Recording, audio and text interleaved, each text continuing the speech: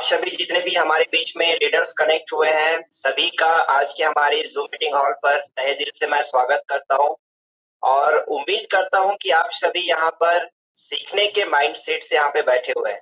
तो हम लोग डिस्कस कर रहे थे कि यहाँ पर ये जो पित्त, वात और कफ दोष होता है, ये हमारे जो 5 महाभूत होता है या हम इसको ब्रह्मांड जिससे मिलकर बना है, इनको कैसे ये मैनेज करता है या किसको-किसको कौन-कौन सा दोष संभालता है। देखिए, पित्त दोष, पित्त बोलने से क्या होता है कि ये हमारे पेट की जगह पे निवास करता है। ये क्या होता है कि जठर अग्नि जो हमारे पेट में होता है, इसका काम क्या होता है कि जो भी हम खान-पान अंदर लेते हैं, चाहे वो पानी ही क्यों ना हो, वो हमारे पेट में क्या होता है ना, एक आग जिसको अगर भोजन मिलता है तो क्या करता है, उस भोजन को पचाने का काम करता है। मतलब क्या हुआ, इसका सीधा संकेत की ओर जा रहा है, आग की ओर। इसलिए ये हमारे जो पंच महाभूत में से अगर शरीर की बात करें तो आग को संभालने का काम करता है। और अगर हम आग को अगर टॉपिक को अगर शब्द को लेकर बात करें तो आग को कौन हैंडल करता है? पानी। अगर उसको मान के चलिए आग कहीं पे अगर ज्यादा हो गया, अगर उसको बुझाना है तो उसके लिए क्या चीज की जरूरत पड़ता है? पानी का। इसलिए फायर और वाटर मतलब आग और पानी को मैनेज एक साथ करने का काम जो है पित्त दोष करता है। इसलिए दोनों ये कैटेगरी को, आग को और पानी को साथ में लिया गया है। ऐसा नहीं करना कि पंच महाभूत में किसी भी दोष के साथ अगर समझना चाहते हैं तो ऐड कर दो, ऐसा नहीं। ये लॉजिक है सिंपल। पित्त दोष मतलब क्या हुआ, फिर से मैं रिपीट कर रहा हूँ, ये हमारे पेट से संबंधित हो गया। जैसे 3 भाग मैंने बताया। पित्त दोष मतलब हमारे हार्ट से लेकर नाभि की तक का बीच का जो पोर्शन, मतलब यहाँ पे हमारा पेट आता है।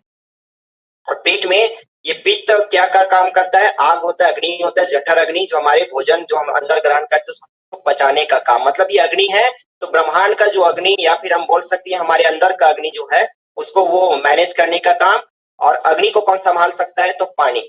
हवा नहीं संभाल सकता क्योंकि वो उसको बुझा नहीं पाएगा और बढ़ जाता है हवा के कारण। या फिर हम पृथ्वी को बोलें तो पृथ्वी भी उसको हैंडल नहीं कर पाएगा। ये इस तरीके का, इसको थोड़ा सा हम समझ सकते हैं लॉजिकली। अगर हम वात दोष की ओर जाएंगे, वात मतलब होता है हवा, वायु, इसका एक पर्यायवाची शब्द है वात। अब ये हमारे ब्रह्मांड में भी पाया जाता है, हमारे अंदर भी पाया जाता है ये हवा। तो ये हवा, हवा को कौन मैनेज कर सकता है? आकाश कर सकता है, आग या पृथ्वी नहीं कर सकता। इसलिए हवा के साथ आकाश को जोड़ दिया गया है। ठीक है। उसके बाद हम बात करें कफ दोष। कफ मतलब क्या होता है? इसमें लिक्विड वाली चीजें आ जाती है। सर्दी जुकाम होता है तो थोड़ा सा लिक्विड, मतलब छींक आ रहा है तो नाक बह रहा है या कफ आ रहा है, तो ये लिक्विड फॉर्म में हमें हमारा जो दोष है देखने को मिलता है। इसलिए इसके अंतर्गत में वाटर को रखा गया, पानी को रखा गया है। और पानी को कौन संभाल सकता है? पृथ्वी, धरती। क्योंकि अगर हम ये बोले कि भाई बहुत बरसात हुआ और पानी, अगर बांध बना के पानी को रोकना चाह रहे हैं तो आग नहीं संभाल पाएगा। आग का बांध नहीं बनता या हवा का बांध नहीं बनता है। बनता है तो किससे? जमीन पे बनता है, मिट्टी का बनता है, या तो फिर मेटल वगैरह का जो बनाते हैं, जो भी मेटल उसमें यूज होता है, तो मतलब वो धरती पर बनाया जाता है। इसलिए उसको जो जिसको मैनेज कर हैंडल कर सकते हैं, जिसको रोक सकता है, उसी को इसमें जोड़ के इसका ये मतलब ये आपको कंपैरिजन बताया गया है। तो ये आपका सिर्फ जानकारी के लिए, इसमें आपको डीपली नहीं जानना है। इससे जानकर आप लोग कुछ बड़े लेवल पे नेटवर्किंग में कर पाए, ऐसा कुछ नहीं है। ओके, ये सिर्फ आपकी बेसिक जानकारी के लिए, ताकि आगे चल के जब भी आप किसी पेशेंट को देखें तो आपको ये तो कम से कम जानकारी होना चाहिए कि किस प्रकृति का पेशेंट है, जिसको क्या बढ़ा हुआ है, तो क्या देने से ये बेहतर हो सकता है। अब देखिए, हमारा शरीर जो है 7 धातुओं से मिलकर बना हुआ है। और ये जो है सप्त धातु, आज ऐसा नहीं कि हम लोग पहली बार जानकारी लेने वाले हैं या फिर पहली बार सुन रहे हैं। ये जो सप्त धातु है, हम लोग अपने विज्ञान के सब्जेक्ट में जब हम स्कूलिंग कर रहे थे उस टाइम पे भी इसके बारे में हम लोग पढ़ते आ रहे थे। अब ये 7 धातुएं क्या क्या होता है, चलिए आगे हम बात करते हैं। सबसे पहले हम बात करते हैं, ये होता है आपका रस धातु।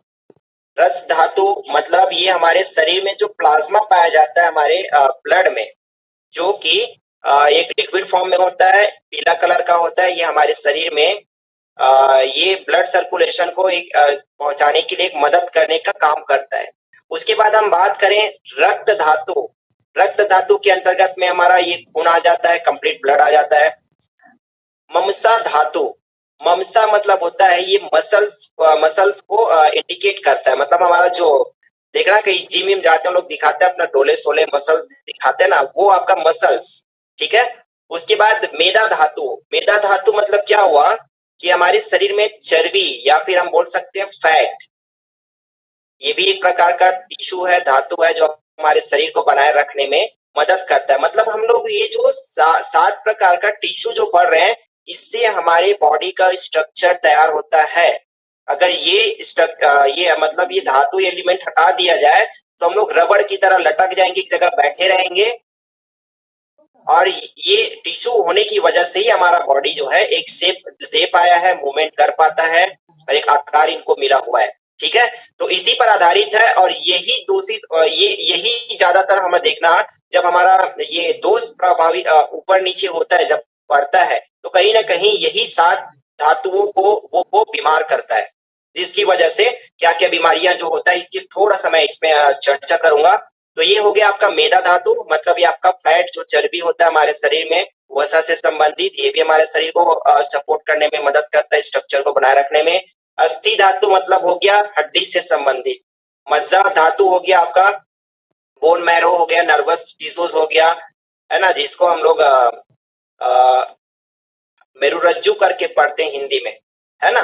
तो ये भी हमारे हड्डी को सपोर्ट करके हमारे बॉडी का स्ट्रक्चर बनाने में मदद करता है। और सबसे इंपॉर्टेंट जो होता है शुक्र धातु, जिसको हम लोग अगर मेन के अंदर में बात करें, पुरुष के अंदर में, तो इसको स्पर्म बोला जाता है, और अगर वुमेन या लड़कियों के अंदर में बात करें तो ये अंडाणु के नाम से जानते हैं। तो ये हमारे शरीर को बनाए रखने में, स्ट्रक्चर करने में, उसको एक आकार देने में मदद करता है। अब देखिए इसमें आगे हम लोग बात करेंगे यही सब चीजों पे। जैसे क्या होता है कि अगर हमारा शरीर में वात दोष बढ़ा तो ये हड्डियों पे प्रॉब्लम ज्यादातर लाने का कारण बनता है। तो ये हमारा हड्डी से संबंधित प्रॉब्लम, पीछे जाइए सर इसी में, चलिए नेक्स्ट कर दीजिए। ये भी हमारा एक पिक्चर है इसी से संबंधित, इसको थोड़ा सा आप लोग जितने भी पार्टिसिपेंट है जूम करके देखिएगा। यहाँ पर पिक्चराइज कर दिया गया, जो मैं आपको बताया कि जैसे कि रस धातु है तो ये प्लाज्मा को इंडिकेट करता है जो हमारे रक्त में पाया जाता है, और ये रक्त धातु जो है उनसे संबंधित, ममसा जो है मसल्स से संबंधित, उसमें दिखाया देखिए 6 पैक सिंबल दिखा रहा है फोटो। उसी प्रकार से मेदा जो हमारा कोलेस्ट्रॉल को लेकर, सॉरी फैट को लेकर, वसा को लेकर इंडिकेट कर रहा है। अस्थि हड्डी को लेकर, मज्जा, फिर ये आपका शुक्र धातु, ये इस तरीके से हमारा बॉडी तैयार होता है।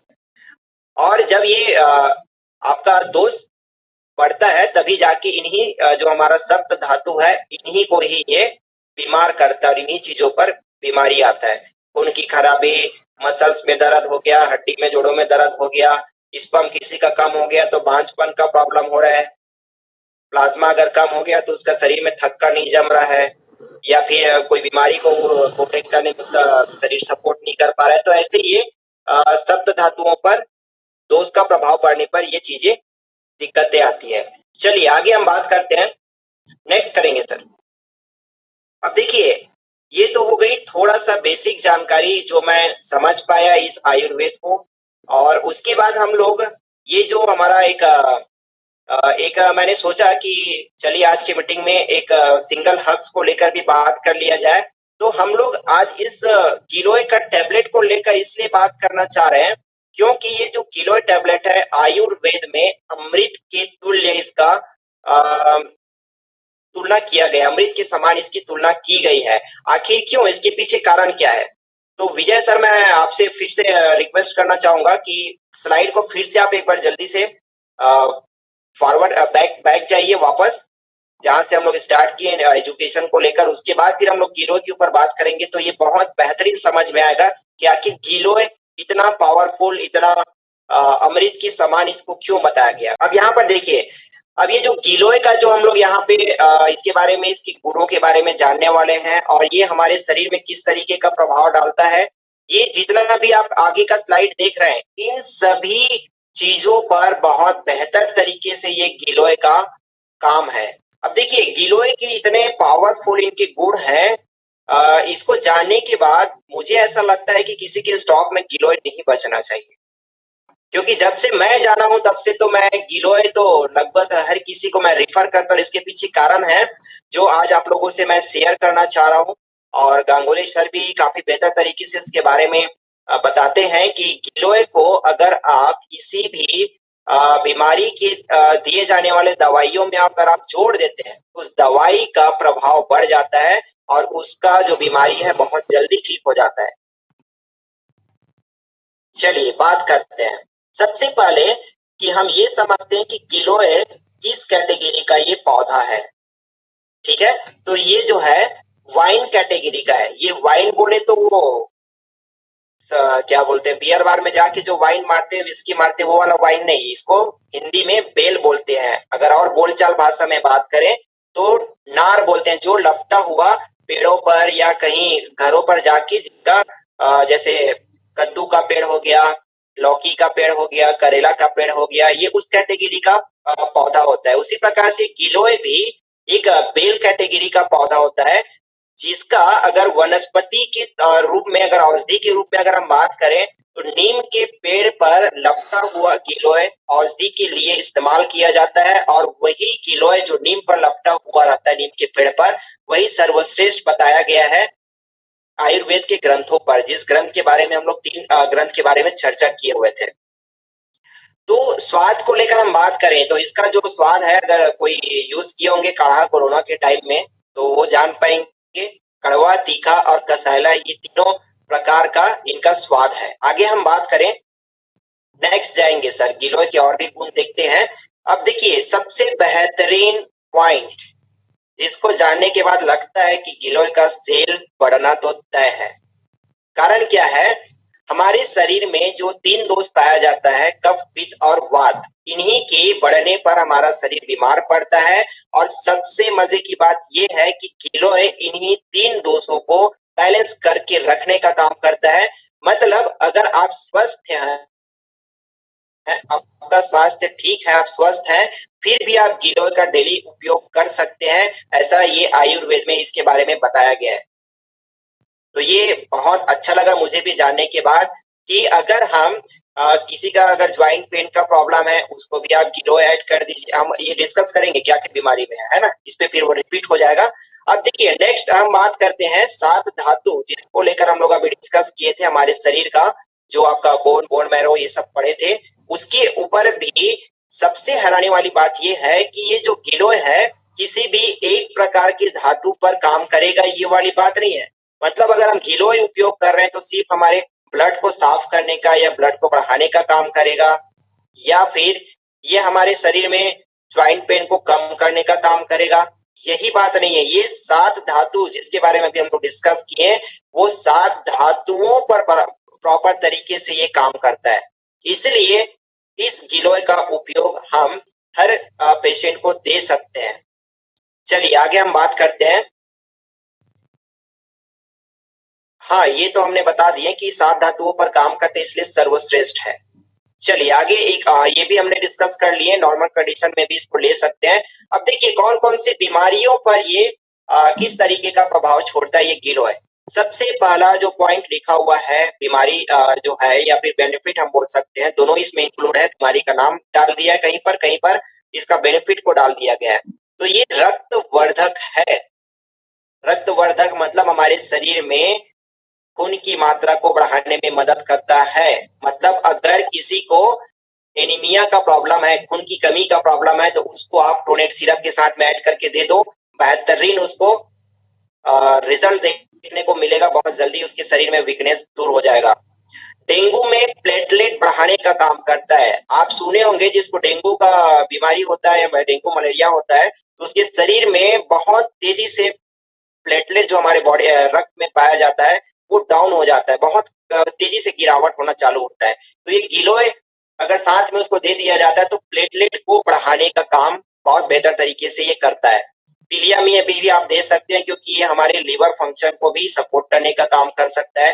देखिए यहाँ पे बीमारी का नाम बताया जा रहा है और गिलोय को उससे रिलेट किया जा रहा है, तो इसका मतलब ये नहीं समझना है कि सब सिर्फ गिलोय दे के हम पेशेंट को ठीक करना चालू कर दें। गिलोय सिर्फ सपोर्टर है। मतलब अगर आप इसका जो मेन दवाई जो हमें देना चाहिए, जो बीमारी का नाम दिया गया है, वो हम लोग नेक्स्ट मीटिंग में डिस्कस करेंगे कौन सी बीमारी में क्या है। तो ये गिलोय ऐड करने से उसका पावर बढ़ने वाला है, ये ध्यान रखिएगा। सिर्फ गिलोय देके इलाज करने की कोशिश नहीं करना है।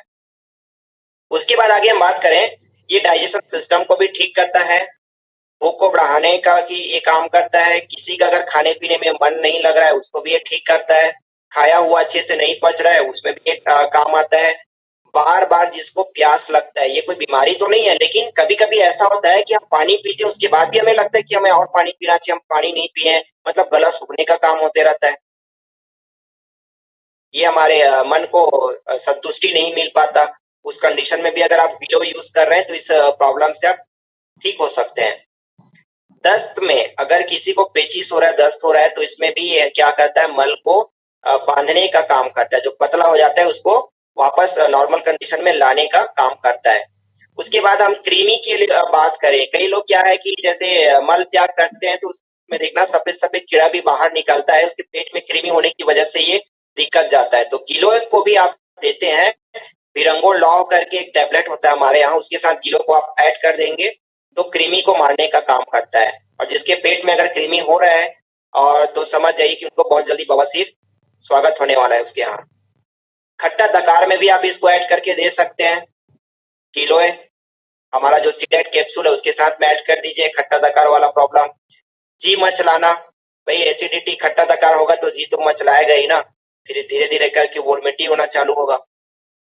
अगर कभी कभी ऐसा होता है कंडीशन कि कई पेशेंट को देखेंगे कि उनका जैसे बुखार वाले मैटर पे हम बात कर रहे हैं, वो टाइफाइड चेक करवा लिया, मलेरिया चेक करवा लिया, उसका बुखार उसमें समझ में आया नहीं, लेकिन फिर भी उसका बॉडी का टेम्परेचर बढ़ा हुआ है। उस कंडीशन में आप गिलोय दे दीजिए उसको। इस तरीके के बुखार को गिलोय नॉर्मल कर देता है। बुखार के बाद जो कमजोरी आता है हाथ पांव में, जैसे कभी जलन होता है, उसमें भी ये बेहतरीन काम करता है गिलोय। त्वचा के विकार, त्वचा के विकार मतलब जैसे किसी को स्किन में प्रॉब्लम हो रहा है, सोराइसिस पेशेंट है या खुजली वाला प्रॉब्लम है, एक्जिमा है, लाल लाल त्वचा पे निशान पड़ना चालू हो रहा है, खुजला रहा है, उस कंडीशन में भी आप गिलोय को ऐड करके दे दीजिए। यकीन मानिए इसका बेहतरीन रिजल्ट देखने को मिलेगा, क्योंकि गिलोय जो है इम्यूनिटी मॉड्यूलेटर है, मतलब हमारी इम्यून सिस्टम को ये रिएक्टिवेट करता है, बढ़ाता है। साथ में इचिंग, खुजली जो होता है उसको भी ये ठीक करता है।